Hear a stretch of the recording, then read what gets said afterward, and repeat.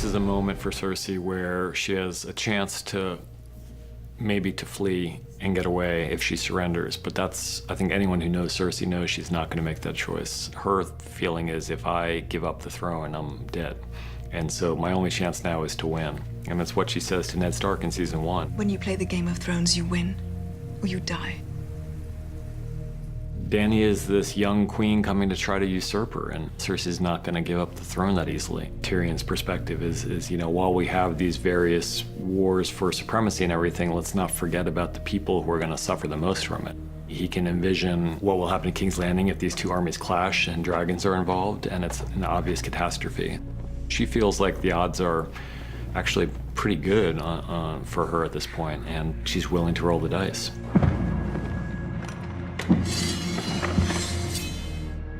She's really back where she was at the very beginning.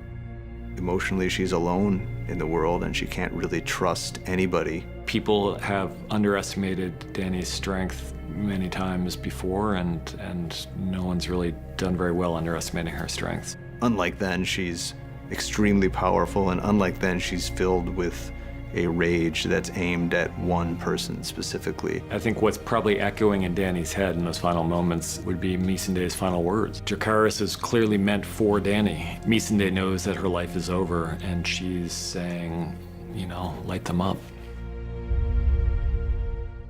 Hey everybody, it's Charlie. This is going to be my Game of Thrones Season 8 Episode 5 trailer video. Obviously, they're calling it The Last War. We don't know what the title of the episode is going to be. They haven't been releasing those till after the episodes air because they try not to give away any big spoilers. If you're new to my channel, be sure to subscribe to get all the Game of Thrones videos. There's a new round of that HBO Now giveaway too. All you have to do to enter is be a subscriber and leave a comment on the video. I'll also mention a little something about the spin-off Game of Thrones shows at the end of this too. Obviously, spoiler warning for everything through Game of Thrones Episode 4, though. So, starting with the footage, before the big battle, you see Tyrion trying to talk some sense into Daenerys, who's just looking out over Dragonstone, still brimming with hatred for Cersei.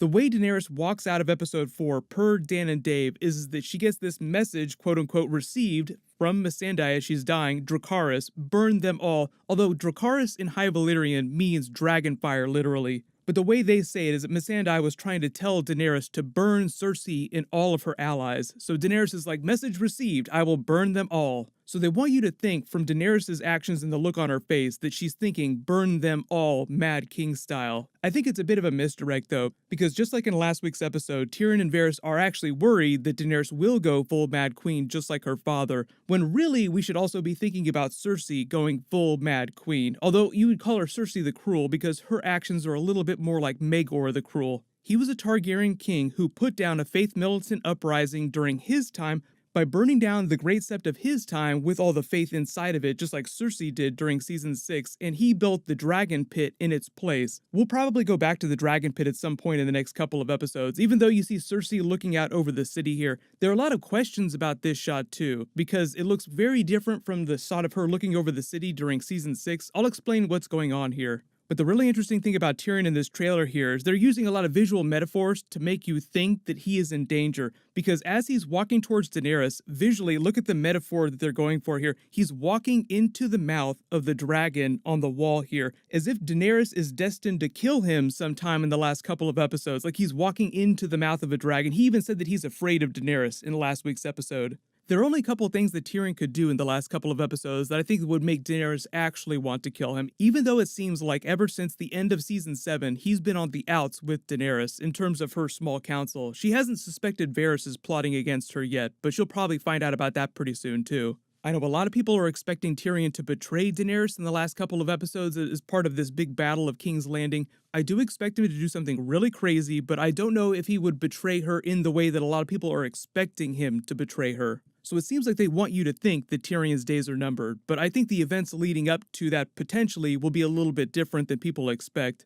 The interesting thing about the shot of Cersei looking out over King's Landing is that in this shot during Season 8, Episode 5, she's looking directly at the gate where they're going to be doing most of the fighting, where they had the parley in last week's episode. The thing about this is that a lot of people were confused because of the sightline. Like, you don't see the mountains in the background. Like, you see Cersei in season 6, episode 10, looking out over the city. You see the Great Sept while she's waiting for it to be blown up by all the wildfire. Then on the left side of the frame, you see Blackwater Bay. So people are like, wait a minute, is this supposed to be the same shot? What happened to the sightline? So I think in this shot, she's just looking out over a different side of King's Landing. Because remember, the Red Keep sits here at the back of King's Landing, so to speak. So she could look out either side of her windows and see different sides of King's Landing. So in season 6, I think she's just looking out over the left side of her windows, which would be the south side of the city. And she's looking out over the north side of the city during season 8, and that's where the gate is. A lot of you have also probably noticed that the new Season 8 intro also sort of changed the topography around King's Landing. So now it looks kind of like it's landlocked, whereas in earlier seasons, it looked like there was the bay right on one side, like it was literally bordering the bay, and then on the other side was mountains, and there was no giant desert area or anything like that around the gates.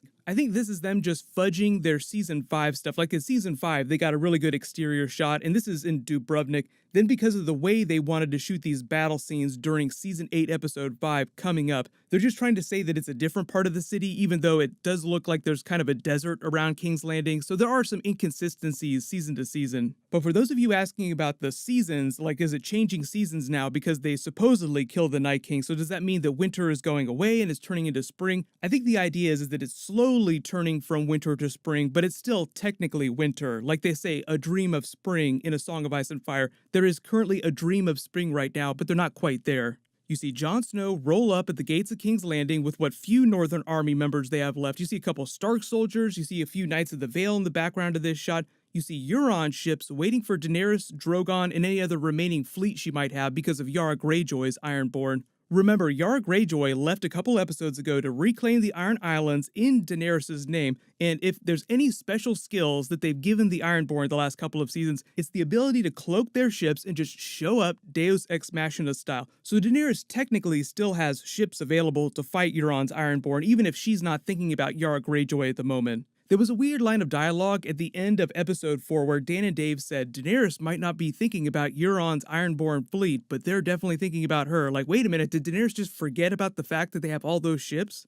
There's a lot of discussion that'll go on these last couple of episodes about characters' actions and people acting like they normally wouldn't act, people seeming stupider than they normally would. I think a lot of that's just a function of them trying to cram so much story into such a few number of episodes. So you could just make the joke that there's a lot of deleted scenes between episodes building that character motivation for all those big twists and turns. There's a shot of Daenerys sitting in a darkened throne room in Dragonstone. They'll probably try to juxtapose her with Cersei sitting on the Iron Throne, like you have the battle of the Mad Queens, so to speak. Tyrion looking like he's shocked. It's something Daenerys just said also in the throne room. Maybe this is her just talking more about destroying Cersei, even if it means collateral damage for the innocent citizens of King's Landing. That would definitely shock him. He still seems like he wants to believe in Daenerys, but if she were to say something crazy like that, that would probably send him off to do something even crazier to try and stop her from doing it. We finally see the Golden Company march out of the gates of King's Landing in formation. You can see their sigil on all the shields. It's a pike adorned with gilded skulls. The skulls are actually symbolic of the skulls belonging to former captains of the Golden Company. They actually do gild the skulls of their former captains and put them on real pikes. But because they're not doing elephants, I'm not expecting them to do every little thing that the Golden Company does from the books. If we're talking about real-world history, I think a lot of the design of the Golden Company on the show is inspired by Macedonian army designs.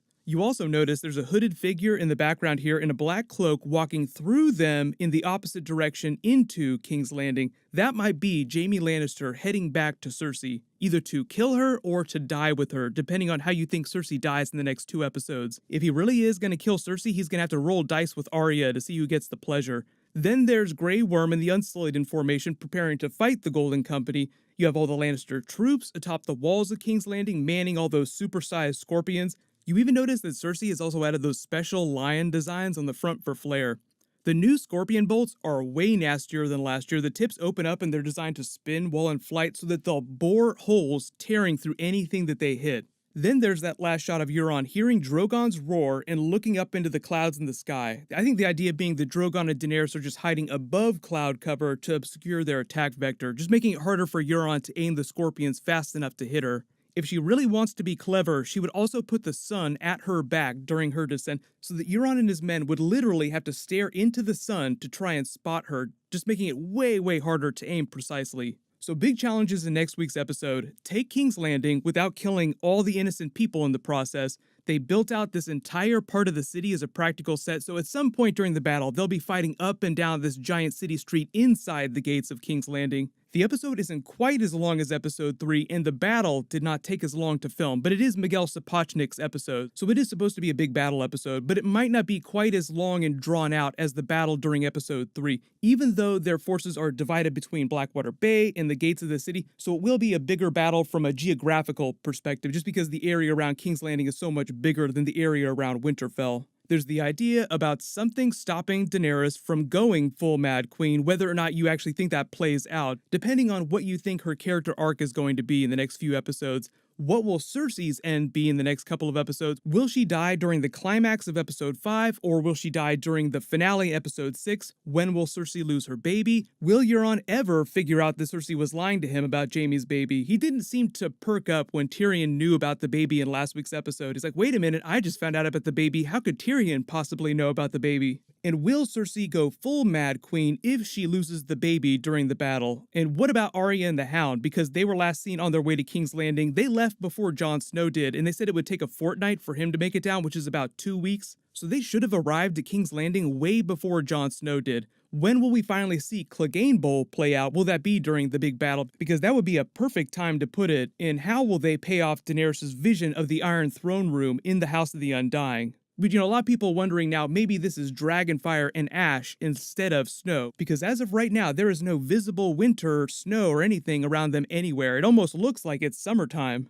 But chronologically, like I said, it's supposed to have been 2 weeks since the end of episode 4 when we begin the battle in episode 5. So there's just a whole lot of stuff that they gotta sew up in this, pushing them into the finale. I am expecting some of this to spill into episode 6. I think it's just a question of what's going to happen to potentially prevent Daenerys from coming back from the brink of being full Mad Queen, and when are they going to pay off some of these other big deaths? Because obviously, big battle episode, there are probably going to be a whole bunch of other main characters that die during episode 5. But what'll happen is I'll do some more bonus videos later this week. I will talk about the prequel shows. George R. Martin recently said that 3 of them are moving forward. They're filming the Long Night prequel series starting, I think, at the beginning of the summer, so we'll hear more about that pretty soon. But they haven't said what the other 2 prequels that are moving forward are, so I'll talk about that in a video later this week. But leave all your bonus video requests in the comments below. I will do a Q&A video tomorrow as well. But congratulations to Nima Musa, you're the giveaway winner from my last big Game of Thrones video. Please email me on the About page of my channel so I can get your contact details.